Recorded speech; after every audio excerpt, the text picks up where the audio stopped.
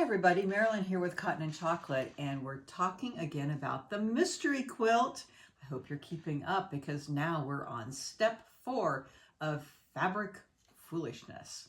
Okay, so in step 4, first we're going to talk about the cutting. So we're going back to that one sheet that has all of our cutting in it. There's no changes, we're just going as it says, so you only need 3 of your fabrics. The light, the medium, dark, and the dark. So if you need a reminder of what you're doing when you're cutting, you can put a little, fabric swatch on there so you don't mess up. But here we go. Okay, so in the light fabric one, the cutting is really easy and straightforward. This is always with the fabric, okay? You need 4 strips, cut 2.5 inches wide. That's it. No surprises, okay? Medium dark, this is my medium dark, fabric 3. You need 2 strips, 5.5 inches wide. I know, okay? And the dark, fabric 4, you also need 2 strips, 5.5 inches wide. That's it, okay? Now I'm gonna tell you what you do with them. Oh, and here's a cat that's gonna help me tell you. Okay, he never forgets to come and help. Okay. So this is what you're going to do. You're going to take those strips, you're going to take those 2.5 inch light strips, and you're going to take 2 of them and sew them to your medium dark, and you're going to press towards the dark, and you're going to take the other 2 with your dark and press those other 2 towards the dark. I've already used some of them, so I only have 1 to show you it, but you get the idea, okay? Here they are pressed and pressed, okay? Now we're ready to cut. And you cut both of these into 2.5 inch segments. I'm gonna get the cutting and put it away, but here's the pressing that shows you, and here's the cutting.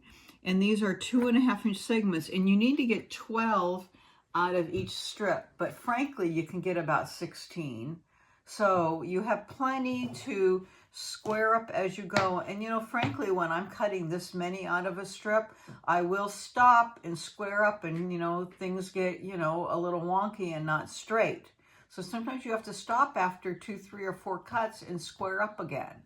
Okay, so, and I'm going to tell you, number 1, don't use your mat to cut the 2.5 inches. Use your ruler so you're compressing and keeping it all straight. And I like to use my line that I press from, not the bottom of the fabric, in case it's not sitting straight. So I'm going to put it right here. This is my first cut. So this is 1, 2, 2.5. That's my 2.5 inch mark. I'm going to go in a little so that I'm going to square up that first one. So it's just coming in from the selvage, and my first strip is going to be cut like this, and then this one later I'll just turn around the other way, and then I'll line it up here on the line at 2.5 inches, and then cut that perfect. And that's number 1. And then I know this is straight, and I'm going to mark it up on my line at 2.5 inches. Right on the seam? Right on the seam, actually exactly on the seam, okay? And normally I'm kind of straight over it. I'm not filming all my cuts, shocking, right? But I have a better light on me, and I'm sitting over it a little bit higher than I would be on camera here, but I'm looking at a little bit better, holding my hand away from my cutter, open the blade, set it tight, and then cut it, and then move this away. So I'll do 2 or 3 of those and then make sure that it's straight. And then if I have to do another lineup, meaning that I want to make sure it's straight, what I would do is move it in a little bit, like maybe to 2 3/4, get it straightened out, do a cut, turn it, and then straighten it, okay? Close your blade when you're done with each of those. All right, so go along. You have to get at least 12 out of a strip, but like I said, you can get a lot more than that. You need 24 total out of your 2 strips, okay? So there you go. I have some out of this color, and then I have some out of this colorway. All right, I've already cut a few of them, so I'm gonna put these out of the way. Now, the exciting thing is that we're going back and we're getting those blocks that we pieced last month. We pieced blocks last month. Yes, you did. A lot of them. A lot of them, okay? And hopefully you're keeping up. Yeah, you are. You're keeping up, okay.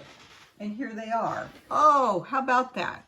So we made these 2 blocks look familiar. Well, not to you because these are in my fabrics, but they should look familiar in your fabrics, okay? So you had kind of this wonky 4 pasture with a little sashing on it. Oh, so guess what we're gonna do?